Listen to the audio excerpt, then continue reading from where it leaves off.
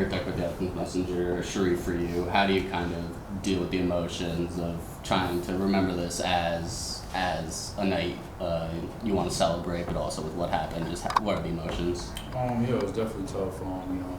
Last game here for me at Congo, obviously want to come out on top.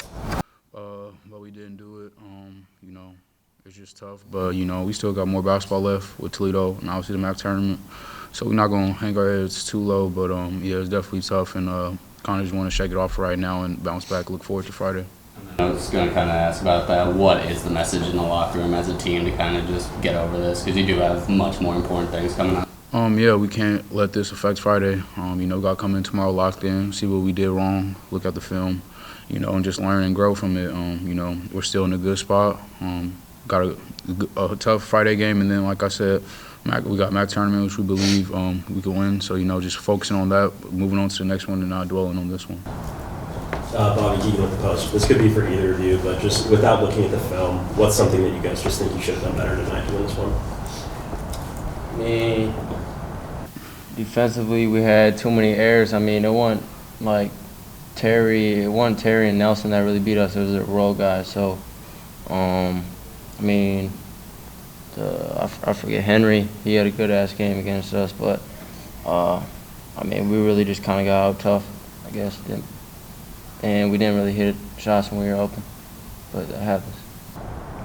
Logan Adams to the Post. This is obviously a team that's dealt with a lot of injuries, whether it was you, Shereef, at the beginning of the year, or Aiden or AJ throughout the year. What does that kind of do to the morale of the locker room as the season goes on? It's definitely tough, but like Coach just said, we're not going to make any excuses here. That loss was on us, and regardless who's playing and who's not, we have a game plan and we got to execute it, and we just didn't tonight. But yeah, we can't focus on players being injured or players being down, because we still got more games to play. We still got a MAC tournament that we want to win. So really just focusing on the guys that can play and just preparing from that way. Kind of just focusing before the game with the senior celebration. What were the emotions of today like for you, especially not being a four-year guy here, but finding your home here and just how the last couple years have gone? Yeah, Convo is a special place to me. I love it here forever. The fans, I feel like the fans in the community of just Athens, they've done a lot for me, show a lot of love for me. So it was definitely bittersweet. Definitely wish we could have got a win for them, and it's tough that we didn't, but, very emotional. But, yeah, I just want to thank, people at Athens, the community, for opening me with open arms. And it's forever home to me. So, like I said, bittersweet that we didn't get the win, but, at the same time, been a lot of good memories here, and so, I'm going to just focus on that. Andrew Bobby, WB, for either of you, obviously the first half ends on such a high, and the second half doesn't go your way. Just what kind of change, what did Eastern Michigan do in the second half to kind of put you guys away? I just kind of go back to what Pat just said. We just wasn't tough enough, didn't have the urgency, didn't execute our game plan on the defensive end. I feel like they just kind of did what we want. We got our rotation. We're just moving a lot on defense, and that's something that, we don't want to do. And so, yeah, they just got us in rotation, and, we didn't come out with the urgency and toughness that we needed to come out in the second half.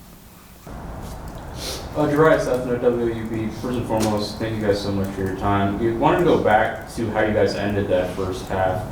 Specifically, Jackson, you hit that three to start the 4-point play. Obviously, didn't get the free throw, but started going on that run to end the half. What were some of the takeaways you guys think you can utilize for Toledo? Some of the positives from how you ended that first half that you can go into on Friday. If you look at it, it started with our defense. Really, it really started with Shereef on the ball, and then obviously when you're getting stops and you're hitting shots, all the emotions are high, everything's going well. So that's kind of what happened. But obviously, second half, the start of the game and the start of the second half, we got outscored. I don't even know what the numbers were, but we started slow both halves, which killed us. He started with my turnovers in the second half. So, we just can't have those lapses like that. And that's really, a big thing with us right now is starting off the games in the halves. So we got to fix that. You guys have lost back-to-back games to Eastern Michigan now, and there's a chance that you guys play them again in Cleveland. Just what have you taken away from these two games that you can use in a potential rematch? I just think both games, they were tougher than us. if we play them again in the MAC tournament, that's going to be one thing we're going to preach is being tough with them. And, like Pav said, just keying in not only on, Nelson and Terry, but keying in on the other guys too, because, like I said, we feel like they were the reason that they pulled it out. They impacted the game. And so, just, allowing Nelson and Terry to, give them tough shots, but also not allowing players who we shouldn't allow, to impact the game in the way they did. So, just executing what we want our game plan. Thanks, everyone. Give Eastern a lot of credit, coming here getting the win. I thought they battled. Awesome year at home with our fan base and our crowd. I'm sure this is another year that we've led the league in attendance. And I thought for Tuesday night, senior night, I thought it was a really good crowd. I thought the start of each half, was probably the difference in the game. We got down 9-2, the first 4 minutes, and then, battled back to tie it. And then the second half, the first 4 minutes, it was 13-8, and that 22-10 difference, obviously adds up. And we could never really fight to get the lead. Every time we get close, we either miss one, open shot, layup, they come down, and thought we did a good job guarding them initially, and then the last probably 10 seconds, their 1v1 offense was better than our 1v1 defense. The 44 points in the paint, hurt us, but give them credit, that they earned it. Eric Decker, the Austin Messenger coach, obviously a tough loss, and especially on senior night. Last night, you guys want to come out with a win, but when looking at the bigger goals, it doesn't mean all that much. You guys still have a lot more to focus on. What's just kind of the message to the team right after a game like this to kind of move forward? Yeah, I think, disappointing loss, like you said. You want to send your seniors out the right way. I think the urgency wasn't there that we needed to. And then, like I said, you expend so much energy to get back into it in that first half to tie it. You have to really set the tone in the second half. But, you really want to, win this game, win your home games. Obviously, you want momentum heading into next week. It's not the end-all, be-all, but, it's about building momentum, playing your best basketball. A.J. Brown not being in there obviously hurt us. But, other guys got to step up and find a way. Focusing on the seniors too, right here talking to Shereef, you could clearly tell he was emotional after this loss, and a lot of what made the comeback possible was a lot of effort placed from him. Just what was this night like for him? What's just the whole experience with celebrating Shereef on senior night and all this? Yeah, I'm sure he's frustrated. He had good looks at the basket, and a lot of times senior day can go one way or the other. You put a lot of pressure on yourself. You got family in town. And I thought he was pressing a little bit in that aspect. But like I always say, I'll go to war with him, every single game in my whole career. Defensively, he disrupted. Thought he did a really good job on Terry. Probably guarded him better than most people have. But he just came up short. Looking at the post, you mentioned the absence of A.J. Brown. Do you have a status update on him? And then what do you think you were missing most from him? No status update. Just he's out. We'll get a further evaluation next couple of days, kind of see where he's at. But he gives us a scoring. He's obviously a threat every time he touches the ball from three. Driving the basketball. His length defensively as well. From disruption, deflection standpoint. We definitely missed him. Ashley Beach, Ohio Athletics, tonight closed out 4 years of A.J. Clayton in the convo. How have you kind of seen him grow from Belmont to tonight? Yeah, I'm proud of him. I think he's been through some ups and downs this year with his injury, but it's hard to believe 4 years have gone by that quick. And when you coach, you get into coaching to see the growth of people, on the court and off the court.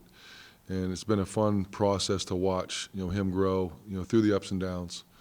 And coming here as a 17-year-old, young boy to where he is right now, he's made leaps and bounds. He's going to have a successful career in playing basketball for money.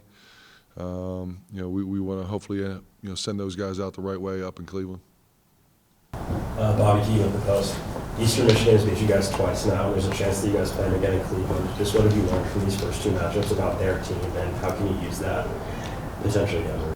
Yeah, I thought we had a better game plan coming in. Game one, I mean, we were without Elmore, without Aiden, and that was really the first game we were without those guys both, and then Clayton went down. So, that was a little aberration. We gave up way too many points, 94. We were playing unorthodox, what we normally wouldn't play, a lot of different lineups. Tonight I thought we had a good game plan coming in. And like I said, if you would have told me that, Deshaun Nelson was 5 for 13 and Terry was 4 for 12, 1 for 6, I'd feel pretty good about that. But, they're role guys in a sense. Henry's a top 16 scorer in our league, had 23, 44, hit 3 big threes, 22 off the bench, 1 off the bench. Those guys were very efficient and did a good job of, capitalizing. Did you put too much emphasis kind of on slowing down Terry and Nelson, and that kind of led to maybe some of the other guys putting in more respect? Well, it's, pick your poison, right? You can let him play one-on-one, you're going to get the ball out of his hands and not let 2 guys that are second, third leading scorer beat you, and give those guys credit for stepping up. That's what, good players do. Those guys are Division I, athletes. 44 is a great shooter, 22 is a great role player, and those guys played their roles really well. You mentioned in your opening statement 44 points in the paint for them, over half of their points from there. Just what were they able to do so well inside, down low, and what weren't you guys able to do defensively? Yeah, when they throw the ball in the post, you got to pay extra attention to Nelson. He's, I don't know how many free throws. He's probably shot over 100 free throws in MAC play. And, he's a load down there, when he catches the ball. So you got to pay attention to him, whether you're digging off the passer, whether you're double teaming from a different angle. And, it's tougher because he posts up off the block. He's not, he posts up at that 12-foot range where he just backs you down, makes a move. And, I thought we did a pretty good job for the most part, getting the ball out of his hands. But, he's a good player, and I think, those other guys stepped up, like I mentioned. Grant Key for WAB, kind of building off that, Vic got those 3 fouls early, kind of ruined the post presence a little bit. How big do you think that played into the game plan? Yeah, but that was big. I think game 1 up there, he had a really good game. Throwing the ball, and we knew they were going to double team. And when teams double team, they're doing it for a reason. 1, to get the ball out of the Big's hands. 2, not to get Nelson and their Billingsley in foul trouble. And we didn't take advantage of that enough, but we had to play him. With that second foul.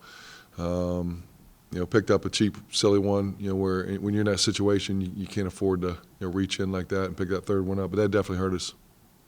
Andrew Bobate, WAB. In the second half, there were the back-to-back turnovers by Pap, and then there was just shots that just weren't falling. What do you think went wrong in that second half offensively, especially the way the first half ended? I thought when we got shots, we shot 50% from the field, 55 from 3, and got to the foul line 14 times. But when you're behind like that, every possession is going to matter. So the turnovers add up. In a game where you're down 7, 8, 9, in the second half. So the importance of taking care of the ball, just getting a shot. Like I said, we shot 50%, 55%. So you're going to get probably at least 2, 3, 4 shots. I'm not sure how many turnovers we had in the second half. 11 for the game, so probably 6 maybe in the second half. And so that's 3 buckets that you're probably gonna make based on your percentage. So when you're battling and scrapping and clawing to get back into it, every possession is gonna matter. You mentioned how injuries have impacted you guys in the short term. Obviously, not wanting to make excuses, but how does that kind of wear on a locker room when it's one season-ending injury followed by a couple short-term ones? Yeah, it's part of the game, right? And unfortunately, it's been a big part of our game, throughout the course of the season. I don't think there's another team in our league that's, gone through what we've gone through. And I'll give our guys credit for battling, fighting, clawing. If you look at our losses and who we've not had in those games, we've lost by 7, 3, 4, 4. So we've been right there. And when you don't have those guys, your margin for error is a little smaller, right? Guys got to step up in those situations. And I think our guys have done a good job, all year. And, if AJ comes back, he comes back. If not, we got to figure it out and, try to find a way. How much this last week of the season do you think about seeding from a coach's perspective? How much do you tune into it? Yeah, not a whole lot. I think the biggest thing is just playing your best basketball. And, losing at Western, losing tonight, we felt, good about both those games. The Tuesday game, we didn't deserve to win that. Tonight we probably didn't deserve it, but you got to find a way, like I said. And the biggest thing is just playing your best basketball, being confident, heading into 3 games in 3 days. You're right, Seth, WUB. Coach, first and foremost, thanks for your time tonight. I wanted to kind of ask about those starts offensively to games. Obviously tonight, slow starts to both halves, and even the Miami game, kind of a slower start offensively. How do you address that going into a game on the road at Toledo, and then into the... Yeah, that's a great question. I want to say before I appreciate all you guys covering us. I know a lot of you guys travel, spend a lot of time, and this is a great, on hands moment for you guys. And I appreciate your professionalism, the questions, the interest. So thank you guys. And who's all graduating? You're graduating. You're graduating. So I got you guys another couple rounds, but I think it's a big key for us every single game. Just really getting off to a good start. Building confidence, and I think especially at home when you can get the crowd into it. Akron game we did that. Got off to a 5-2 start in the first war. As you mentioned, the Miami game we didn't. And had a little heated media time out there, and our guys responded the right way. But when you give another team confidence, you're going to be in for a dogfight. And we always talk about coming out, setting the tone, being the aggressor. And we weren't tonight, and I think it hurt us. Like I said, first half and second half. And if you look at that margin, it's 22-10. It's you got to dig a little bit deeper, spend a little more energy building and trying to fight back into it. All right, appreciate you guys and ladies. Have a great night.